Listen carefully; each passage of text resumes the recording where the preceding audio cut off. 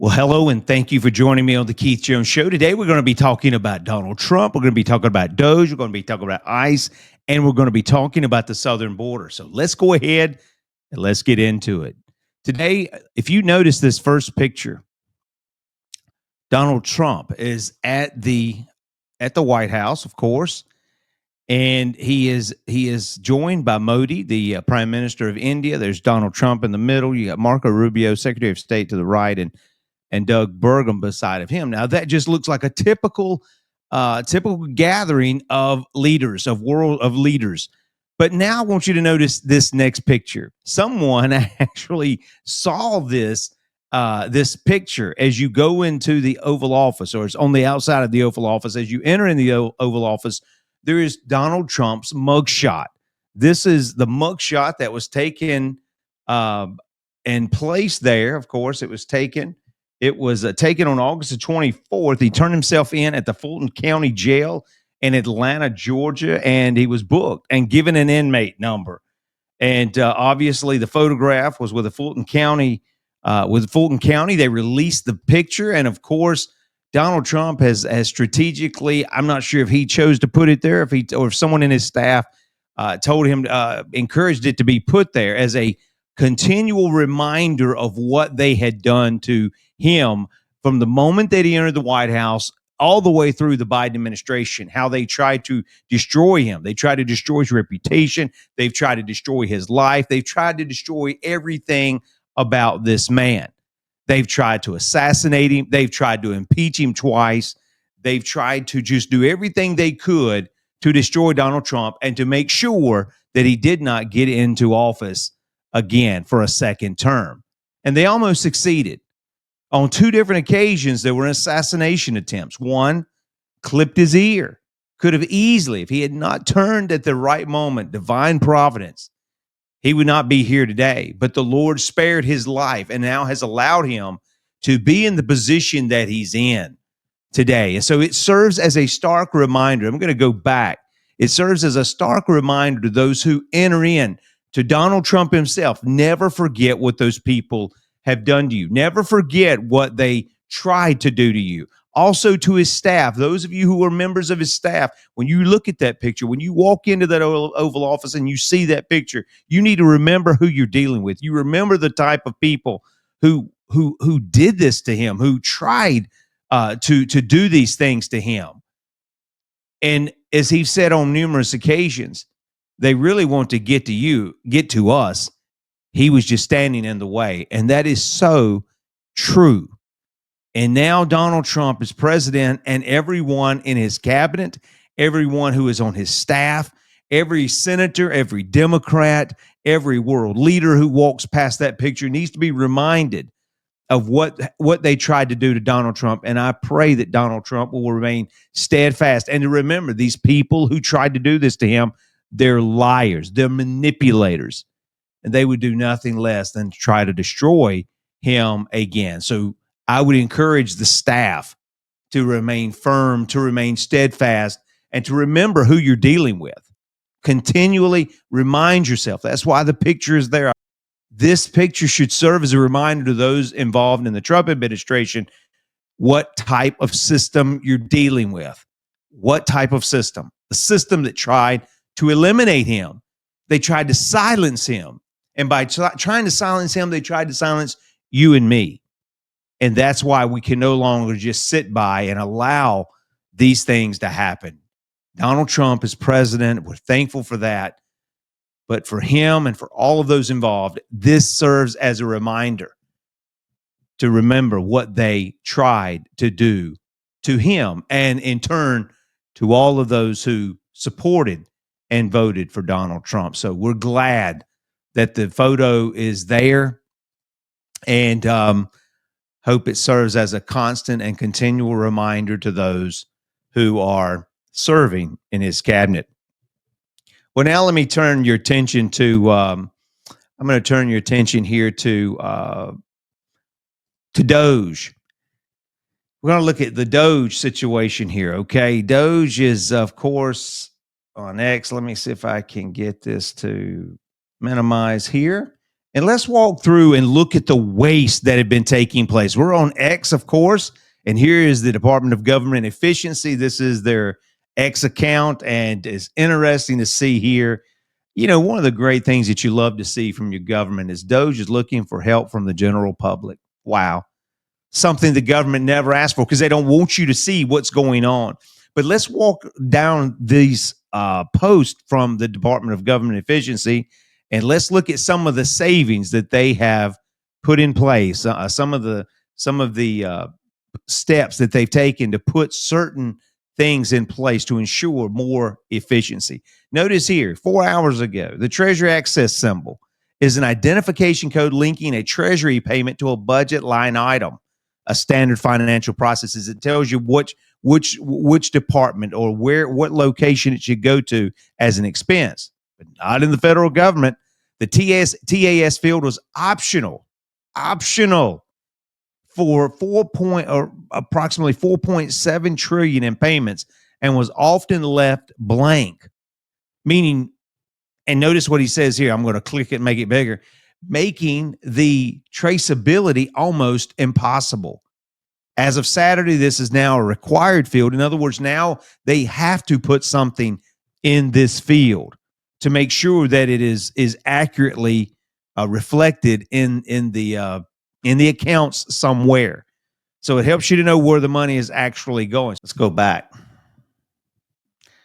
Okay, so there we have that. Now we have a comment. I think this was from Sunday. I think his name's Tim Kaine. He appeared on Fox Morning Sunday program. I think her name's Shannon Bream. And I'm going to try to let you listen to what he says. Then we're going to go back and let's see what he said. Yeah, I think the versus outrage about some of the stuff that they're uncovering. Yeah, I think my outrage is about who they're hurting. I don't care about the bromance. That who cares about the bromance? I don't like letting unelected officials, post. Yesterday, the DOGE guys post classified information on their website, and they had to realize, we didn't realize that agency was a classified agency. So Tim Kaine says that, but notice the Department of Government Efficiency says this is inaccurate. The referenced classified information is actually public FedScope data posted publicly to by OPM, Office of Personnel Management, in March of 2024, and they put a link there. It just shows you this guy goes on a national newscast and doesn't even care about the truth. Unbelievable.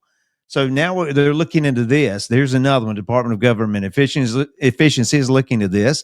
And this is huge. According to the Social Security database, these are the numbers of people in each age bracket with a death field set to false. Maybe, he says, maybe Twilight is real and there are vampires collecting Social Security. But notice what he's saying here. These are the number of people. In fact, let's go to here. It says, let me scroll down. Someone actually posted this question. They said the population, 394 million people, almost 395 million people are on the Social Security list, but we have a total population of 334 million. And this person says, and Elon says, yes, there are far more eligible Social Security numbers than there are citizens in the USA. He says this might be the biggest fraud in history. Why should the Social Security number not match up with the number of citizens in the United States? That means, let's continue to go. Elon's, here we go. Let's go here. There's one guy. Yeah, here it is. What's super weird is that the USGAO pointed out years ago that millions of dead people were tagged as alive by the Social Security, but nothing was done.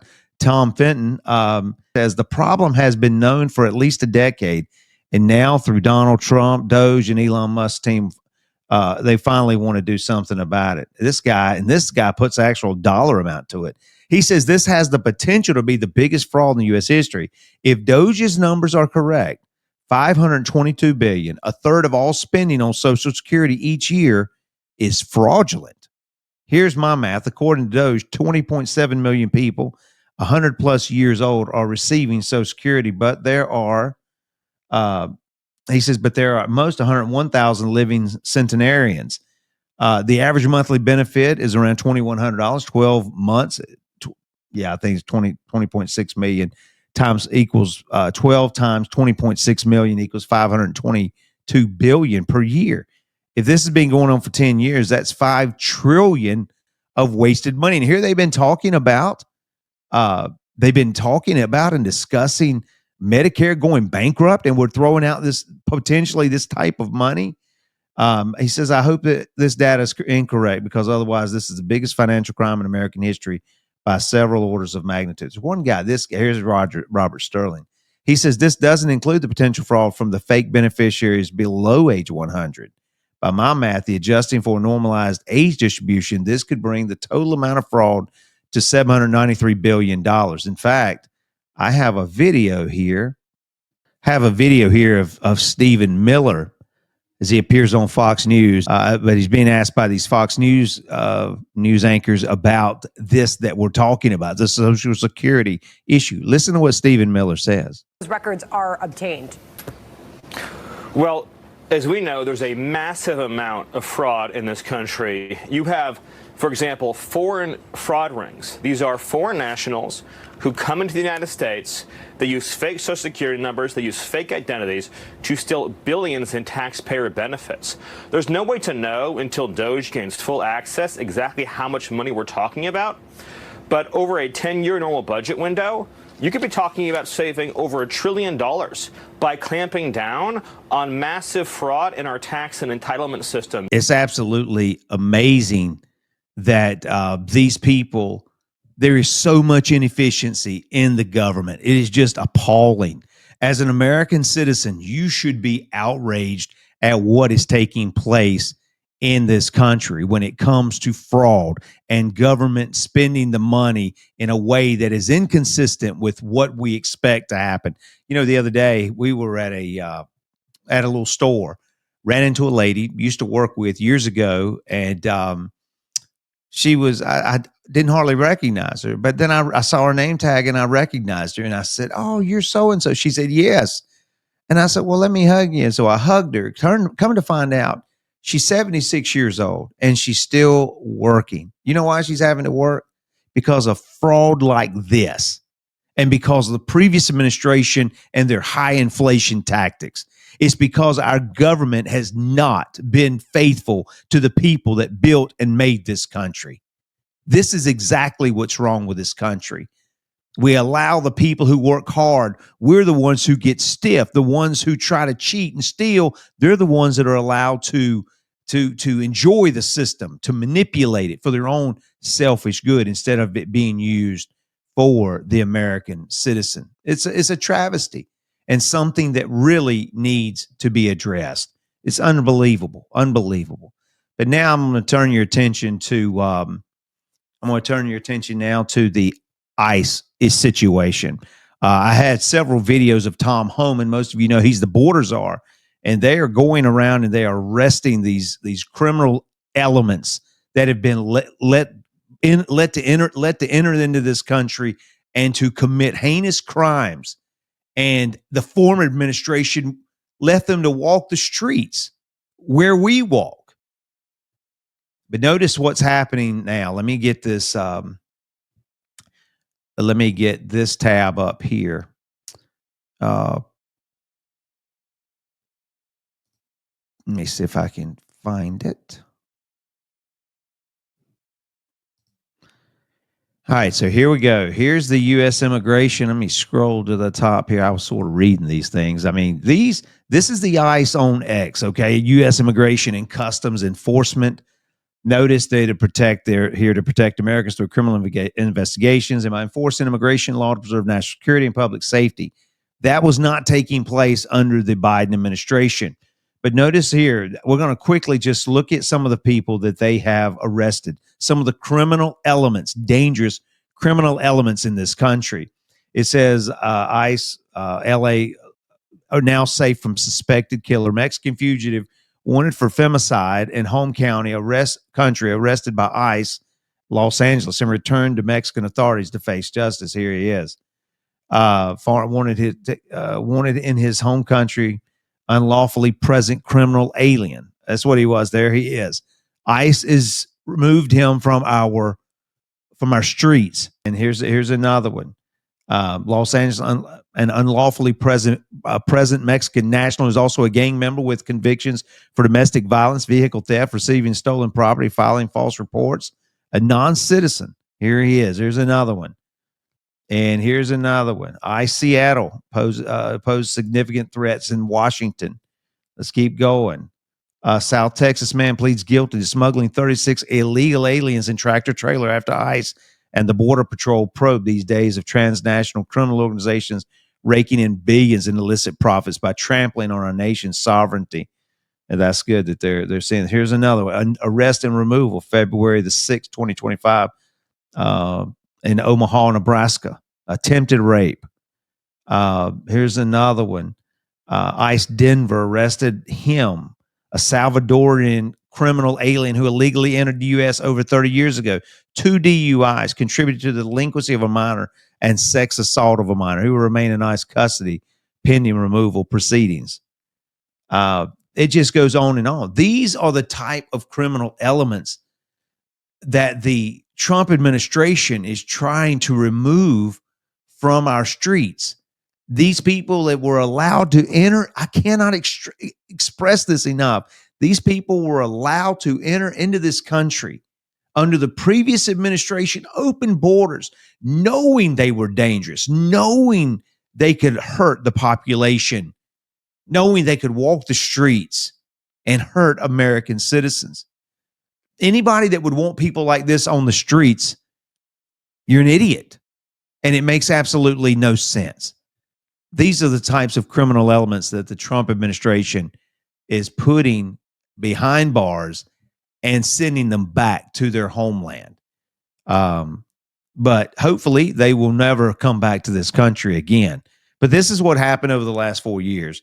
The Biden administration, open border, allowing these people to enter the this country. Anyway, that'll close this first video here from the Keith Jones Show. Thank you for joining me, and hopefully I'll see you again. Hopefully you'll join me again. If you like this video or information like this, hit the like, hit the subscribe button.